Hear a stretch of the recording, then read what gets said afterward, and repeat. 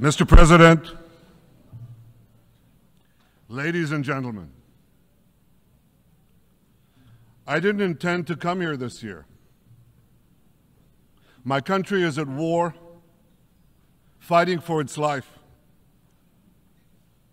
But after I heard the lies and slanders leveled at my country by many of the speakers at this podium, I decided to come here and set the record straight.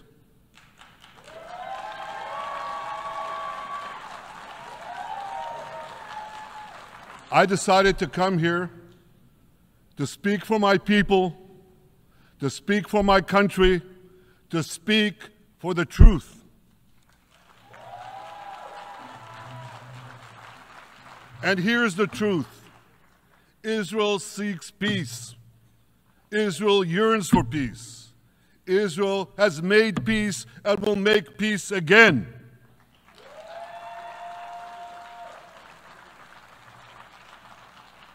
Yet we face savage enemies who seek our annihilation, and we must defend ourselves against these savage murderers. Our enemies seek not only to destroy us, they seek to destroy our common civilization and return all of us to a dark age of tyranny and terror. When I spoke here last year, I said we faced the same timeless choice that Moses put before the people of Israel thousands of years ago. As we were about to enter the Promised Land, Moses told us that our actions will determine whether we bequeath to future generations a blessing or a curse. And that is the choice we face today. The curse of Iran's unremitting aggression, or the blessing of a historic reconciliation between Arab and Jew. In the days that followed that speech, the blessing I spoke of came into sharper focus. A normalization deal between Saudi Arabia and Israel seemed closer than ever. But then came the curse of October 7th. Thousands of Iranian-backed Hamas terrorists from Gaza burst into Israel in pickup trucks, on motorcycles, and they committed unimaginable atrocities. They savagely murdered 1,200 people. They raped and mutilated women. They beheaded men. They burned babies alive. They burnt entire families alive, babies, children, parents, grandparents, in scenes reminiscent of the Nazi Holocaust. Hamas kidnapped 251 people from dozens of different countries, dragging them into the dungeons of Gaza.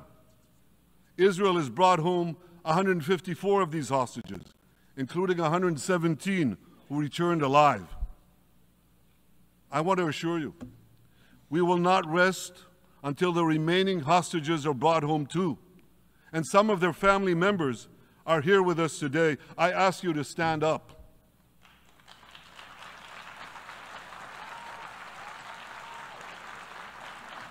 With us is Eli Stevie, whose son Idan was abducted from the Nova Music Festival. That was his crime. A music festival. And these murderous monsters took him. Kobe Smirno, whose son Jonathan was murdered, and his corpse was taken into the dungeons, into the terror tunnels of Gaza. A corpse held hostage. Salim al-Atrash, whose brother Muhammad, a brave Arab-Israeli soldier, was murdered. His body too was taken to Gaza. And so was the body of Ifat Hyman's daughter in Bar, who was brutally murdered at that same music festival. With us is Sharon Sharabi, whose brother Yossi was murdered, and who prays for his older brother Eli, who is still held hostage in Gaza. And with us too is Yizhar Lifshitz from Kibbutz Nir Oz, a kibbutz that was wiped out by the terrorists. Thankfully, we achieved the release of his mother Yocheved, but his father Oded is still languishing in an underground terrorist hell of Hamas. I again promise you, we will return your loved ones home. We will not spare that effort until this holy mission is accomplished.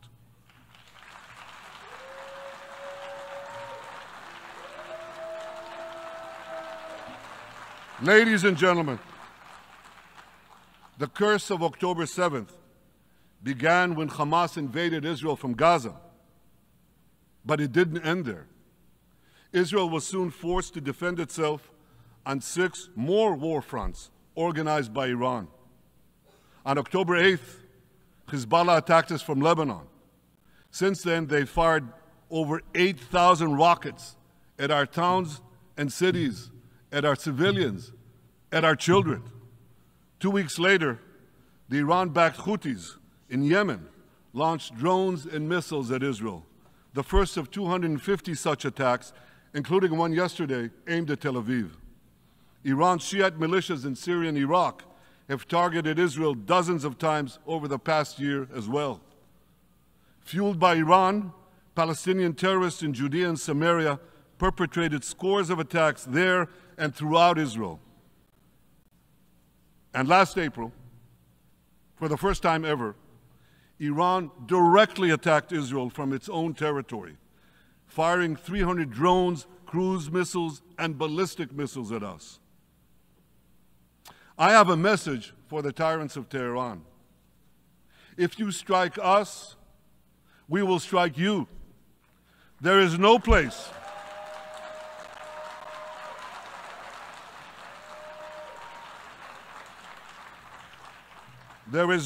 in Iran that the long arm of Israel cannot reach. And that's true of the entire Middle East. Far from being lambs led to the slaughter, Israel's soldiers have fought back with incredible courage and with heroic sacrifice. And I have another message for this assembly and for the world outside this hall. We are winning.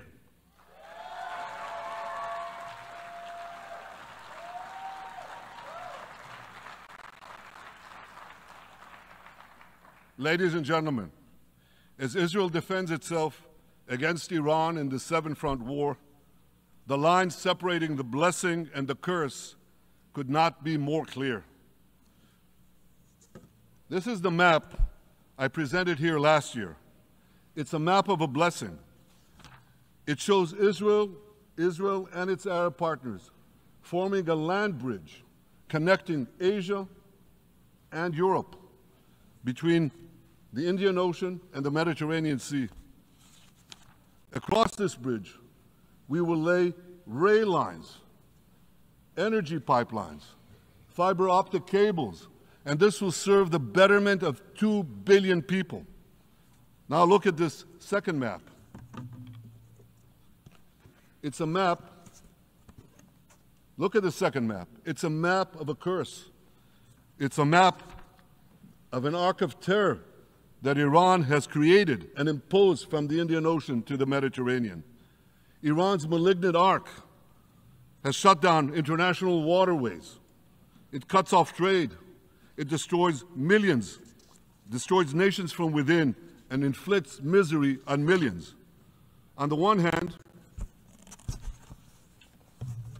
hand, a bright blessing, a future of hope.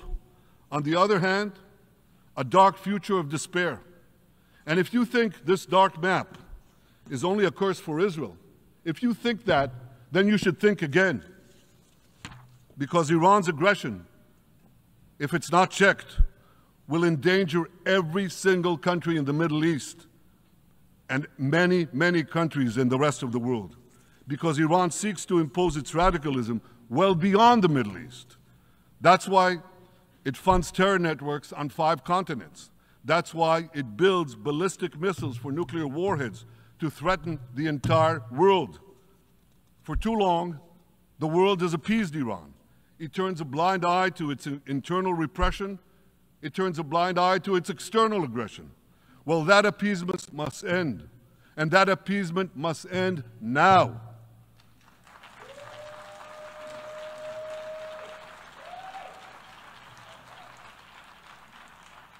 Nations of the world should support the brave people of Iran who want to rid themselves of this evil regime. Responsible governments should not only support Israel in rolling back Iran's aggression, they should join Israel. They should join Israel in stopping Iran's nuclear weapons program. In this body, in the Security Council, we're going to have a deliberation in a few months. And I call on the Security Council to snap back UN Security Council sanctions against Iran, because we must all do everything in our power to ensure that Iran never gets nuclear weapons.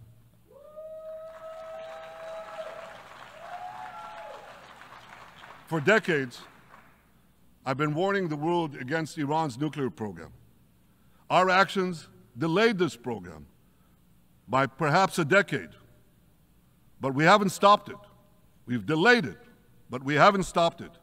Iran now seeks to weaponize its nuclear program for the sake of the peace and security of all your countries. For the sake of the peace and security of the entire world, we must not let that happen. And I assure you, Israel will do everything in its power to make sure it doesn't happen.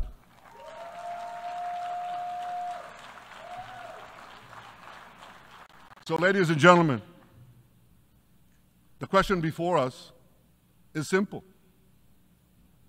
Which of these two maps that I showed you will shape our future? Will it be the blessings of peace and prosperity for Israel, our Arab partners, and the rest of the world? Or will it be the curse in which Iran and its proxies spread carnage and chaos everywhere?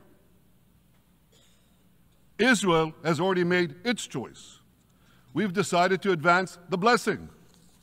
We're building a partnership for peace with our Arab neighbors while fighting the forces of terror that threaten that peace.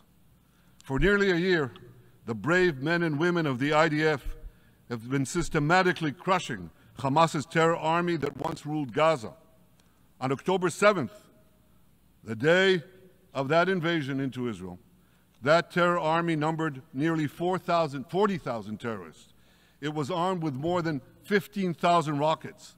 It had 350 miles of terror tunnels, an underground network bigger than the New York subway system, which they used to wreak havoc above and below ground. A year later, the IDF has killed or captured more than half of these terrorists, destroyed over 90% of their rocket arsenal, and eliminated the key segments of their terror tunnel network.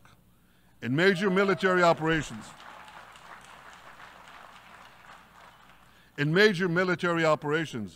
we destroyed nearly all of Hamas's terror battalions, 23 out of 24 battalions. Now, to complete our victory, we are focused on mopping up Hamas's remaining fighting capabilities. We are taking out senior terrorist commanders and destroying remaining terrorist infrastructure. But all the while, and I'll say this one more time, we remain focused on our sacred mission, bringing our hostages home, and we will not stop until that mission is complete. Now, ladies and gentlemen, even with Hamas's greatly diminished military capability, the terrorists still exercise some governing power in Gaza by stealing the food that we enable aid agencies to bring into Gaza. Hamas steals the food, and then they hike the prices. They feed their bellies, and then they fill their coffers with money that they extort from their own people. They sell the stolen food at exorbitant prices. And that's how they stay in power. Well, this too has to end, and we're working to bring it to an end.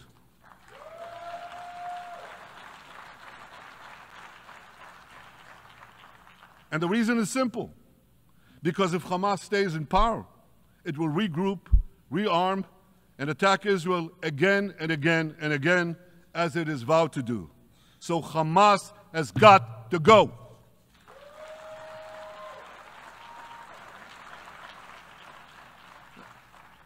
Just imagine, For those who say, well, Hamas has to stay, it has to be part of a post-war Gaza, imagine in a post-war situation in World War II, imagine allowing the defeated Nazis in 1945 to rebuild Germany. It's inconceivable, it's ridiculous. It didn't happen then, it's not going to happen now.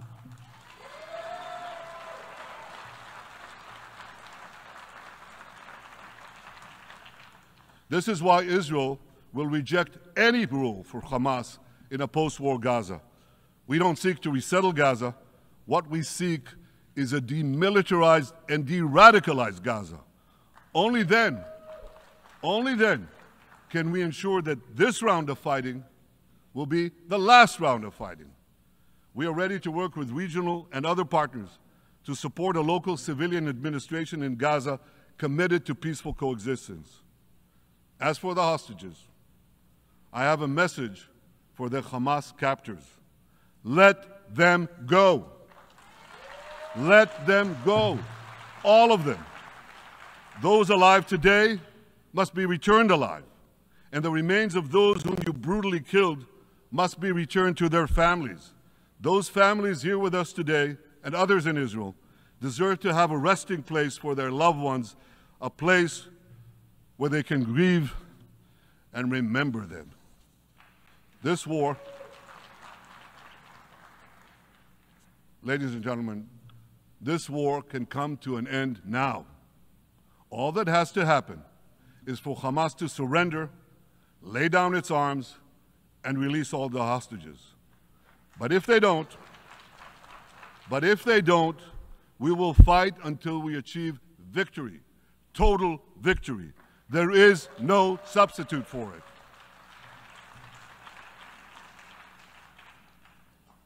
Israel must also defeat Hezbollah in Lebanon. Hezbollah is the quintessential terror organization in the world today. It has tentacles that span in all continents. It has murdered more Americans and more Frenchmen than any group except bin Laden. It's murdered the citizens of many countries represented in this room. And it has attacked Israel viciously over the last 20 years, in the last year, completely unprovoked. A day after the Hamas massacre, on October 7th, Hezbollah began attacks against Israel, which forced more than 60,000 Israelis on our northern border to leave their homes, becoming refugees in their own land. Hezbollah turned vibrant towns in the north of Israel into ghost towns. So I want you to think about this in equivalent American terms. Just imagine if terrorists turned El Paso and San Diego into ghost towns. Then ask yourself, how long would the American government tolerate that? A day? A week? A month? I doubt they tolerate it even for a single day. Yet Israel has been tolerating this intolerable situation for nearly a year. Well, I've come here today to say, enough is enough.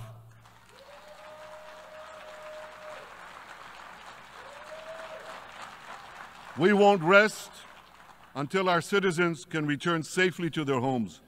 We will not accept a terror army perched on our northern border, able to perpetrate another October 7th style massacre. For 18 years, Hezbollah brazenly refused to implement UN Security Council Resolution 1701, which requires it to move its forces away from our borders.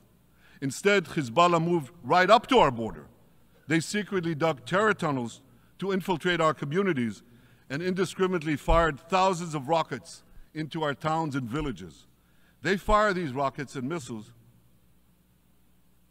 not from military sites. Not from that. They do that too. But they fire those rockets and missiles after they place them in schools, in hospitals, in apartment buildings, and in the private homes of the citizens of Lebanon. They endanger their own people. They put a missile in every kitchen, a rocket in every garage. I said to the people of Lebanon this week, Get out of the death trap that Hezbollah has put you in. Don't let Nasrallah drag Lebanon into the abyss. We're not at war with you. We're at war with Hezbollah, which has hijacked your country and threatens to destroy ours. As long as Hezbollah chooses the path of war, Israel has no choice, and Israel has every right to remove this threat and return our citizens to their homes safely. And that's exactly what we're doing.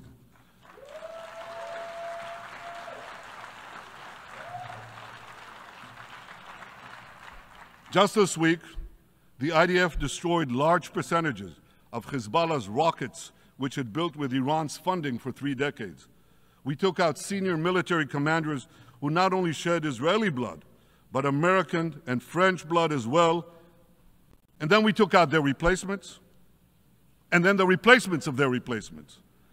And we'll continue degrading Hezbollah until all our objectives are met.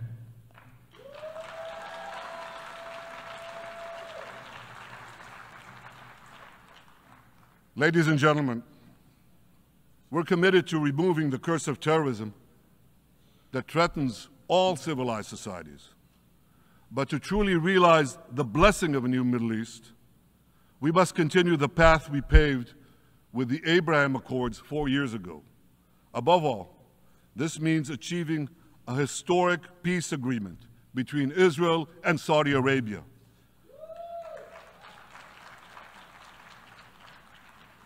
And having seen the blessings that we've already brought with the Abraham Accords, the millions of Israelis who've already flown back and forth across the Arabian Peninsula, over the skies of Saudi Arabia, to the Gulf countries, the trade, the tourism, the joint ventures, the peace,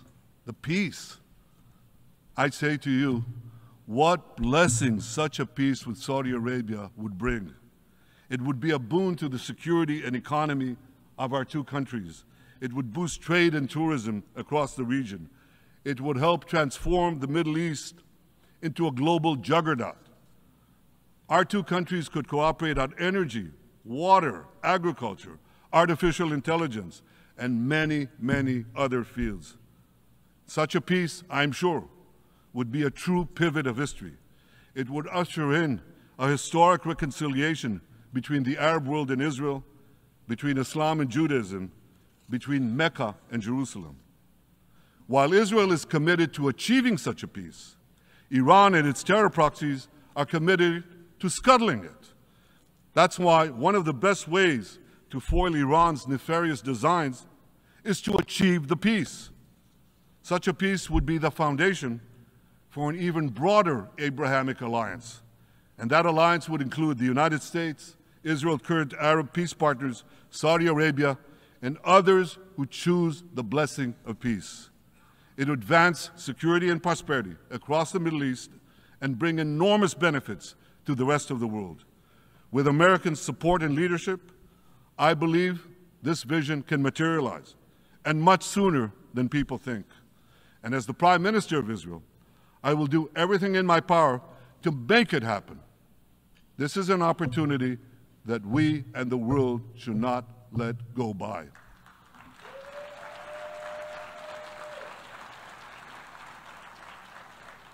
Ladies and gentlemen, Israel has made its choice.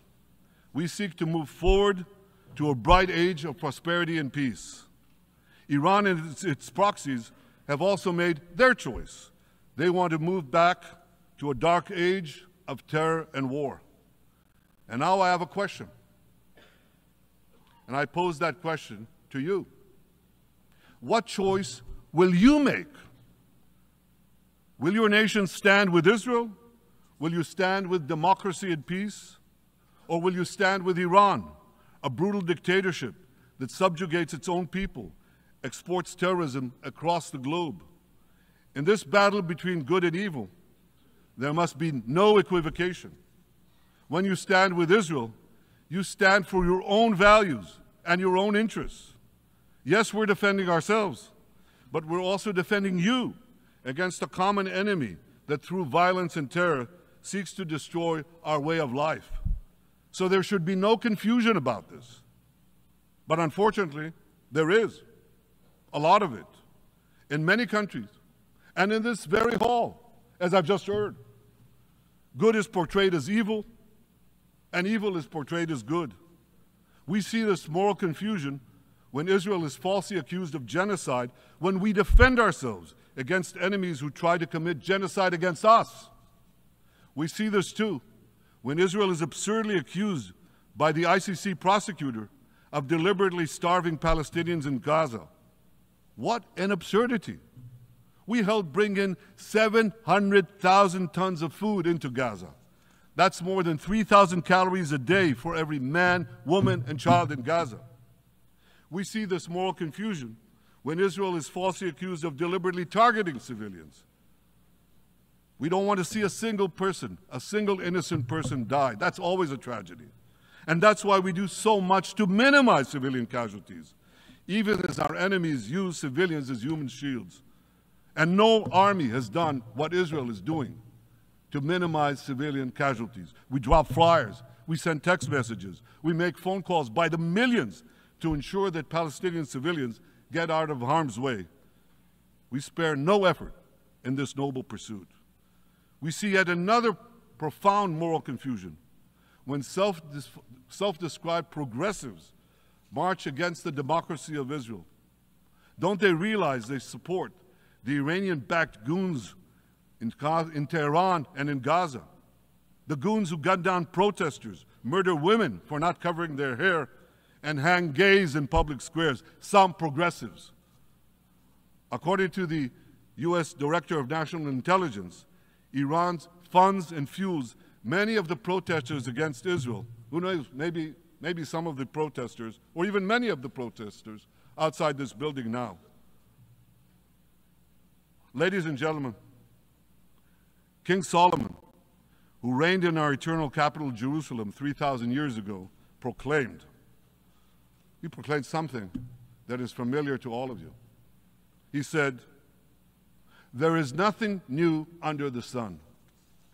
Well, in an age of space travel, quantum physics, and artificial intelligence, some would argue that's a debatable statement. But one thing is undeniable. There is definitely nothing new at the United Nations.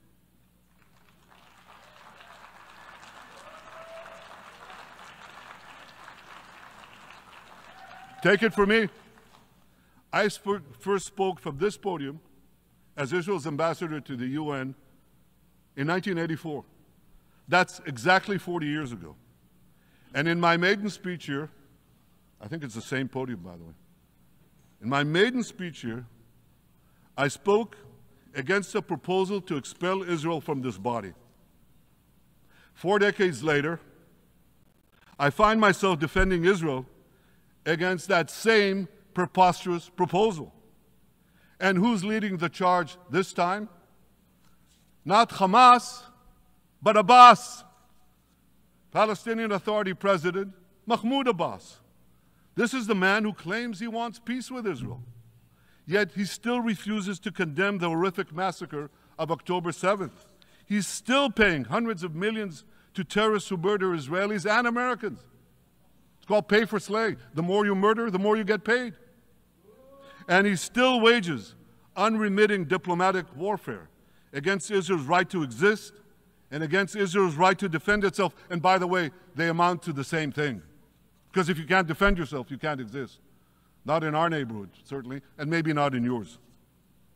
Standing in this podium 40 years ago, I told the sponsors of that outrageous resolution to expel Israel, "Gentlemen, check your fanaticism at the door." Today, I tell President Abbas and all of you who would shamefully support that resolution, check your fanaticism at the door. The singling out of the one and only Jewish state continues to be a moral stain on the United Nations. It has made this once respected institution contemptible in the eyes of decent people everywhere. But for the Palestinians, this UN House of Darkness is home court. They know that in this swamp of anti-Semitic bile, there's an automatic majority willing to demonize the Jewish state on anything. In this anti-Israel, flat earth society, any false charge, any outlandish allegation can muster a majority. In the last decade, there have been more resolutions passed against Israel in this hall at the UN General Assembly than against the entire world combined. Actually, more than twice as many. Since 2014, this body condemned Israel 174 times. It condemned all the other countries in the world 73 times. That's more than 100 extra condemnations for the Jewish state. What hypocrisy, what a double standard, what a joke. So the UN's hostility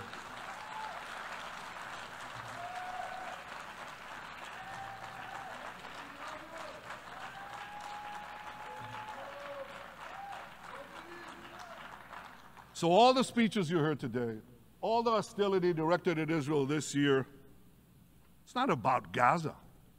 It's about Israel. It's always been about Israel's very existence. And I say to you, until Israel, until the Jewish state is treated like other nations, until this anti-Semitic swamp is drained, the UN will be viewed by fair-minded people everywhere as nothing more than a contemptuous farce. Now, given the anti-Semitism at the UN, it should surprise no one that the prosecutor at the ICC, one of the UN's affiliated organs, is considering issuing arrest warrants against me and Israel's defense minister, the democratically elected leaders of the democratic state of Israel. The ICC prosecutors rushed to judgment. His refusal to treat Israel with its independent courts, the way other democracies are treated, is hard to explain by anything other than pure anti-Semitism. Ladies and gentlemen, the real war criminals are not in Israel. They're in Iran. They're in Gaza, in Syria, in Lebanon, in Yemen. Those of you who stand with these war criminals, those of you who stand with evil against good, with a curse against the blessing, those of you who do so should be ashamed of yourselves.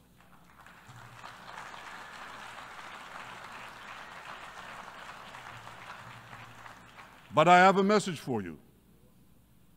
Israel will win this battle. We'll win this battle because we don't have a choice. After generations in which our people were slaughtered, remorselessly butchered, and no one raised a finger in our defense, we now have a state. We now have a brave army, an army of incomparable courage, and we are defending ourselves. As the book of Samuel says in the Bible, Netzach Yisrael lo yishaker. The eternity of Israel will not falter.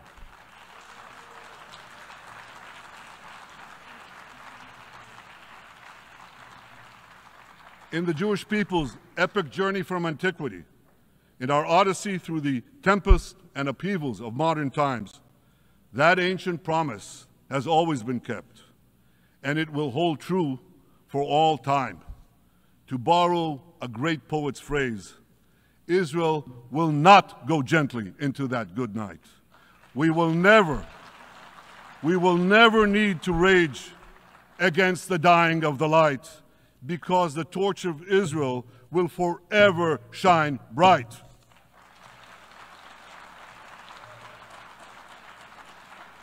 To the people of Israel and to the soldiers of Israel, I say, be strong and of good courage. חזקו ואמצו ואל תיראו מפניהם, כי אדוני אלוהיך הוא ההולך עמך, לא ירפך ולא יעזבך. Am Yisrael Chai, the people of Israel live now, tomorrow, forever. Thank you.